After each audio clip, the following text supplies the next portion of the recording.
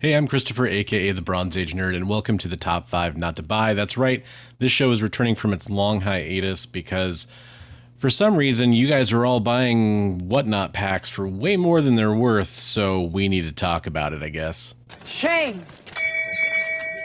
Shame! Since this show's been off the air for a while, I'm going to quickly explain what it's all about. Basically, I look at some of the hot lists out there, like the Key Collector Trending 20, the Cover Price Top 10, the CBSI Hot 10, and I pick 5 books that I think are terrible books to buy right now based on their appearances on those lists. So let's get right to it and start with Secret Wars number 5. So if you remember, this book was teased as appearing in Deadpool and Wolverine, and it was essentially possibly a nod to the upcoming Secret Wars project, but mostly just sort of a fun little Easter egg. People kind of went serious over it for a while once the movie was coming out, which means it already kind of has a somewhat inflated value that's mostly peaked and gone now that that movie's out of theaters and in people's homes on their streaming libraries and that kind of thing. And now it's back again for some reason. If you do want this book and you want to pick up like this run with the upcoming Secret Wars, I would maybe either collect a trade right now if you want to just read the issues, or if you're looking to collect the whole run in comic book format, just wait a little while and this book will dip back down because its appearance on the list will make it basically harder to find for a little bit for a fair price. At number 4 on the list, we have Spawn number 5, which this is actually kind of exciting. I like when this happens. Spawn 5 is spiking right now because there is mention of the fate of one of the characters who first appears in this book, basically years, decades after that storyline wrapped up. And that is the whole Shirley Johnson storyline, which took place during the Billy storyline where he, is a serial killer that drives around the ice cream truck and kills little kids. Really dark story that started out with pretty much the main arc in the early Spawn issues. And that's the thing, is the early Spawn issues are very affordable. They were heavily printed. It's easy to find them. Even some of the bigger books in that run, like in the early part of that run, like the first appearance of Angela, can be very affordable. I definitely wouldn't go hunting this book right now because it's going to be going for a few more dollars, and a few more dollars can matter, right? Like that's like what, 4 more eggs? So definitely hold off on buying this until it disappears from the list and some time goes by, and then I'm sure it'll be a dollar bin book again. Still, it is really cool to see that we're going to learn more about this character so many years later, and I'm excited to see what that storyline pans out to be. All right, number 3 is Red Hulk number 1. This is the Joshua Cassara previews exclusive. It's kind of a cool cover. I'm probably showing a picture of it right now, but basically you've got that Doom faceplate with Red Hulk coming at him, right? And boy, what 2 characters are hotter right now than Red Hulk and Doom? That's kind of why this book is going crazy, I bet. Plus, it's a limited previews exclusive, limited to 3,000 copies. So surely it's a banger, and it's going to be a top 10 book for the rest of the decade, right? Well, let's maybe hold our horses, because a book like this, sure, it's going to be successful for a little while. Those are 2 very popular characters right now due to Robert Downey Jr. coming and playing Dr. Doom, Fantastic Four coming to the MCU, and Red Hulk and his amazing electrifying appearance in Captain America Brave New World that literally everybody went and saw 10 times at the movie theater. Oh, wait, that movie actually didn't do that well at the movie theater. Now, I think a lot of people are excited for Red Hulk. I'm one of them, and I actually really enjoyed that movie, but it sort of famously fizzled out at the box office and didn't do the kind of numbers that I think people were hoping or expecting it would do. Red Hulk was definitely not a surprise because he was heavily featured in the marketing campaign. So, Red Hulk was kind of popular right now, but at the same time, he is in a movie that didn't do that great. And I think that if the movie had done a lot better, there'd be a lot more argument for a cool Red Hulk cover. This is kind of more of a Doom cover, and we've seen some Doom comic books heat up, but if it's a cover buy, that's really not a huge reason for it to stay successful for a long time. There's been a lot of great Doom covers over the last few years, and the market's probably not going to hold all of them at a high level for a long time. Now, the last thing in its favor, you can say, well, it's exclusive. It's a 3,000 copy limit on this, so obviously it's going to be a very hard to find book, right? Well, the market is littered with comic books that have 3,000 print runs, 3,000 copy print runs that are basically worthless. Every exclusive that Marvel ever does usually has like a trade dress 3,000 copy and then 1,000 Virgin variant trade dress print order out there.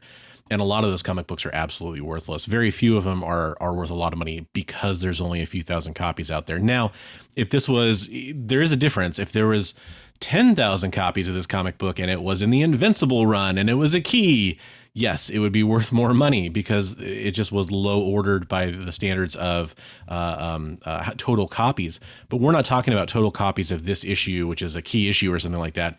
We're talking about of this particular cover, not like it contains, all the print run for that particular issue, which would be ridiculously low for a Marvel book if that was the case. So it's really hard for me to think this is going to be a huge book moving on. I think it's just kind of a cover buy for a lot of people. At number 2, we have more Doom. That's right. Secret Wars number 2, which kind of is the sort of first appearance of the God Emperor Doom, essentially. That's why this book is hot, and that's a little silly to me. Again, I don't see this book maintaining its current heat for very long. It's probably not going to go down to like a dollar bin book anytime soon. It's probably going to remain at like the $5, $10 kind of range after it cools down. But if you're, again, the same argument I had for the Secret Wars number 5 earlier on the list, if you're at all looking for books on this list and you want to kind of pick up that Secret Wars run, give it a little while and it'll cool down and you'll be able to pick it up at a more affordable price. All right, everybody, we need to talk about the number 1 pick. This is the Red Hulk, or just Hulk number 1, Whatnot exclusive. Essentially, this is a Whatnot pack. So it's 3 comic books in a pack, kind of like a blind bag that you would buy. They're sort of build like trading card packs, but obviously with comic books inside. They're a little bit like the Walmart packs that we would see that would have 3, sometimes 5 comic books inside of them. And, I get that it's exciting. It produces a lot of FOMO, and a lot of people get really excited. There's some exclusive and really cool variants that you can find in these particular packs. But by and large, these are not going to hold the value. You see copies coming from these packs of basically the first cover appearance of the Red Hulk selling for more than a 9.8 copy of Hulk number 1, the original issue of Hulk number 1, which is that should never happen. Anytime that happens, like for example, with the Whatnot Invincibles that reprinted issues like 1 and 2, for example, if they surpass the value substantially of the actual comic book that it's reprinting just based on coolness and the cover, it's not a good sign. Plus, on top of that, we're talking about Red Hulk, which, again, as I mentioned earlier in the list, is not necessarily a character that I think is tearing up the box office right now. So I think that kind of hurts it a little bit. It's a cool character. I think most MCU fans want to see more Red Hulk at some point. Hope he doesn't get overused. Hope they kind of do cool things with that character as time goes on. But we really need to see more of that before I think that this book could have the potential to really shoot up. Now, if Red Hulk goes on to have an awesome MCU career and we see some really cool moments coming up with Red Hulk, you could look back at this book and kind of say that, there's some potential that some of these versions that came out of the Hulk packs might have more legs on them and they might kind of return to prominence. That'd be kind of cool to see. But for right now, I would definitely hold off. Give it a few months to let the hype die down. Very similar to the X-Men Whatnot trading packs, which you can kind of look at how those fared over time. And I think X-Men, there's so much more excitement about that show. Like how popular was X-Men 97, right? So think about that. And I think you'll kind of see a good baseline for how these will perform, considering it's a less popular character. And it is a key, but it is a reprint of that key, so it shouldn't hold as much value long term. So that's my opinion on that. I'd love to know what you think about Red Hulk number 1, or Hulk number 1, I should say, in this particular run and these Whatnot packs in general. I'd love to hear about it. I think they're a lot of fun, by the way. Like, I get the appeal of them. I just don't see how they can hold the value that they're demanding in some of these streams where the packs are going for hundreds of dollars, and every seller is starting them for $1, right? Like, they always have to say that when they're doing that. But that's just funny because at the end of the day, they're obviously reaping the rewards from the FOMO that it generates, which, hey, people want to get excited about stuff. They're allowed to spend their money however they want. I just would maybe kind of hold my horses. And if there's a cover you really like from this pack that you are trying to go after, I guarantee you that some people will be selling those for cheaper down the road. I think that's a very safe bet. Thanks so much for following along with the top 5 not to buy. I'm glad the series is back. I'm sorry that it has to be back, but I feel like the time is right to bring it back. And I just want to let everybody know, if you're interested in any of my content, you definitely can go check out my channel. I've recently done an interview with COVRPIRCE. If you want to go check that out, every Monday night, I stream a show called Best Coast Comics with my friend Big B McFly, the comic book guy, where we review comic book news. We tackle a topic. We look at community artwork and all kinds of fun stuff too. So I really recommend checking out that live show if you want to come hang out and chat.